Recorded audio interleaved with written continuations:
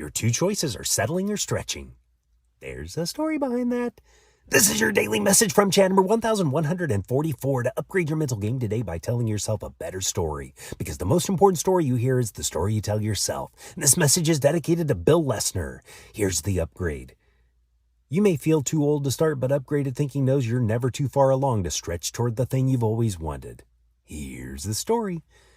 George Dawson was born in 1898, the grandson of enslaved people, the oldest of a farming family near Marshall, Texas.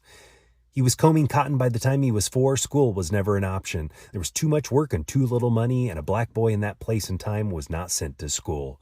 So he worked. He picked cotton and cane. He built levees. He broke horses and worked the railroads across 3 countries. He settled in Dallas, spent 25 years at a dairy, raised 7 children, and helped them with their homework, even though he could not read a word of it. For most of his life, when other men signed their name, George Dawson could only sign an X. Then came 1996. He was 98 years old, living alone in South Dallas when a volunteer knocked on his door and told him about adult classes at the center down the street. Most people would have said the door had long since closed to learn how to read. Someone once observed how many people die at 25 and aren't buried until 75. They stop growing. They stop dreaming. They stop stretching. At some point, they settle into a routine, get comfortable, and quietly stagnate for 50 years. George Dawson decided the opposite. He decided the reason he was still alive after a century of hard labor and injustice was that he still had something left to reach for. So he enrolled. He learned the alphabet in about a day and a half. Within a month, he could write his name. Within 2 years, he was reading and still going, working towards his GED. Then the story got out. A teacher up in Washington State named Richard Glaubman read about his 100th birthday, tracked him down, and spent 2 years recording everything George remembered. A century of American history lived by a black working man in the South. They turned it into a book, and George called it Life is So Good. The story spread, and he went on Oprah, on Nightline, and on Good Morning America.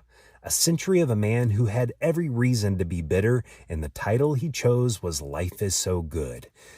At 98, most people would have looked at George and said the title of his book should be Life Has Passed Me By or Life Will Soon Be Over. He picked Life is So Good. He didn't say it was too late. He stretched, and the muscle he thought was gone was still there waiting to be used. You're not too old. You're not too set. The thing you keep telling yourself you missed your window on, the instrument, the degree, the language, the apology, the start. The window is a story, and you are the one telling it. A stretch is not a sprint.